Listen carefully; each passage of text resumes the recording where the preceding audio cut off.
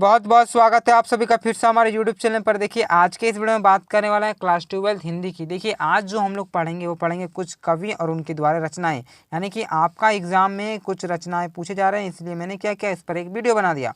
तो ये जो रहेगा आपका एग्जाम में 2 नंबर के लिए पूछा जाता है, ठीक है। ऊपर में आपका दिया हुआ रहेगा कवि का नाम और पूछा जाएगा कि इनकी 2 रचनाओं के नाम लिखें। तो चलिए इस वीडियो में जितने भी प्रश्न उत्तर बनेंगे सारा का सारा देखेंगे, सारा कवि और उसकी रचनाएं देखेंगे। तो चलिए पहला हम लोग बात कर लेते हैं। ये आपका तुलसीदास जी के जो भरत राम का प्रेम है और पद है वो तुलसीदास जी ने लिखे हैं। अगर इनके जन्म की बात किया जा सकता है तो इनका जन्म हुआ था 1532 में। ये बात भी आप लोग ध्यान में रखिएगा क्योंकि जन्म भी पूछ दिया जाता है। तो तुलसीदास का जन्म 1532 में हुआ था और इनकी जो रचनाएं हैं, प्रमुख 2 रचनाएं बात की गई है एग्जाम में। तो एक तो आप गीतावली लिख दीजिएगा, एक कृष्ण गीतावली, फिर आपका एक विनय पत्रिका, यानी कि 3 है। यहाँ से आपको 2 ही बताना है। तो देखिए इनकी जो रचनाएं हैं, प्रमुख रचना जैसे कि आपका गीतावली एक हो जाता है, ठीक है, और एक आपका कृष्ण गीतावली या तो फिर विनय पत्रिका लिख सकते हैं, ठीक। अब दूसरा जो आपको बताना है मलिक मोहम्मद जायसी का, तो वहाँ पर नाम लिखा हुआ रहेगा कि मलिक मोहम्मद जायसी का 2 रचनाएं के नाम बताएं। देखिए मलिक मोहम्मद का जन्म का बात किया जा सकता है तो इनका जन्म हुआ था 1492 उत्तर प्रदेश में, ठीक है। यूपी उत्तर प्रदेश में मलिक मोहम्मद जायसी का जन्म हुआ था 1492 में। इनका अगर रचना का बात किया जा सकता है तो पद्मावत, अखरावट और आखिरी कलाम 3 दिए हुए हैं, ठीक है। 2 ही लिखना है। पद्मावत आपका याद हो जाएगा, अखरावट भी याद हो जाएगा, नहीं तो आखिरी कलाम भी आप लिख सकते हैं, ठीक है। 2 आपको लिखना है। तो अगर मलिक मोहम्मद का जायसी जो लिखे हैं वो आपका 12 मासा चैप्टर है, वो मलिक मोहम्मद जायसी द्वारा लिखा गया है। तो चलिए इसे पर अगर हम लोग तीसरा बात कर लेते हैं तो तीसरा जो आपका घनानंद है, ठीक है। तो घनानंद का अगर जन्म का बात किया जा सकता है तो घनानंद का जन्म हुआ था आपका 1673 में, ठीक। घनानंद का जो जन्म हुआ था 1673 में हुआ था और प्रमुख रचना बात किया जा सकता है तो आपका विरह लीला और सुजान सागर, ठीक।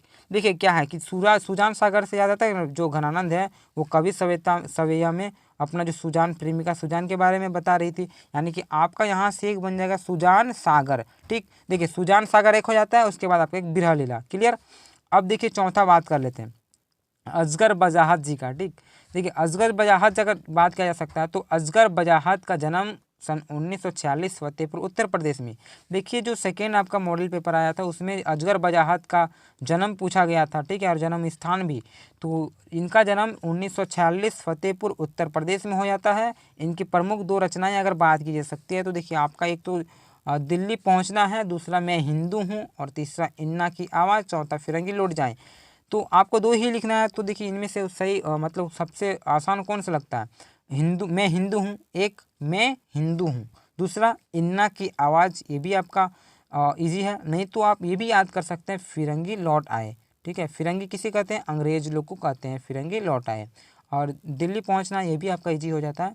तो इस प्रकार से जो हमारे असगर बजाहत जी हैं इनके रह गए रचना। अब हम लोग 5वां बात कर लेते हैं। देखिए आपका जिस प्रकार से एग्ज़ाम नज़दीक आ गया है इसलिए मैंने वीडियो रचना पर बना दिया है।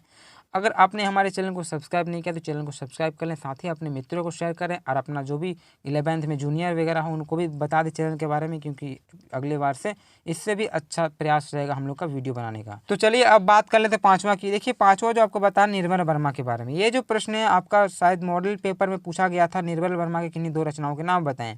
तो चलिए देख लेते हैं। सबसे पहले निर्मल वर्मा के हम लोग जन्म की बात किया जा सकता है तो निर्मल वर्मा का जन्म 1929 शिमला में हिमाचल प्रदेश में था, ठीक है।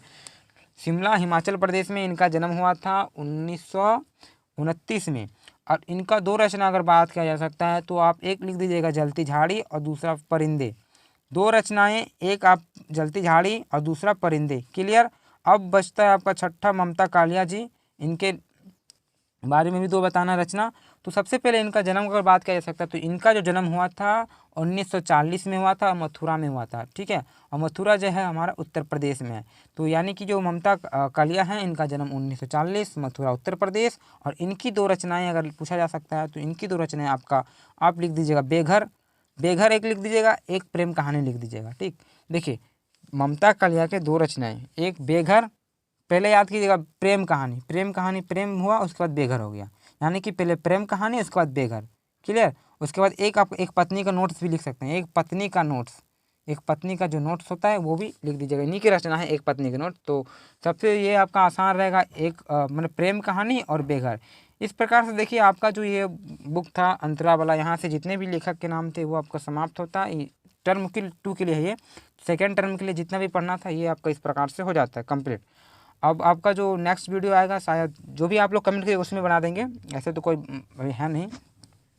तो अगर आपने हमारे चैनल को सब्सक्राइब नहीं किया है तो सब्सक्राइब कर लें। साथ ही आपको ये वीडियो कैसा लगा कमेंट करके बताएं, और साथ ही अपने मित्रों को भी शेयर कर दें, क्योंकि आपका बहुत ही एग्ज़ाम नज़दीक आ चुका है। इसलिए मैंने और भी वीडियो क्लास 12th के लिए बना रखा है। टर्म 1 का, टर्म 2 का कंप्लीट है, तो आपका हिस्ट्री का भी है, कुछ पॉलिटिकल्स का भी है, मैंने बहुत सारे सब्जेक्ट का मेरे चैनल में बनाया हुआ है। तो अगर उनको भी आप लोग नहीं देखें तो जाके देख सकते हैं चैनल में। साथ ही मैंने हिंदी का चैप्टर वाइज भी करवाया है, उनको भी नहीं देखें तो जाके देख सकते हैं। तब तक के लिए धन्यवाद। फिर दूसरे वीडियो मिलते हैं। नेक्स्ट वीडियो में आप जो कमेंट कीजिएगा उसी पर मैं वीडियो बनाऊँगा।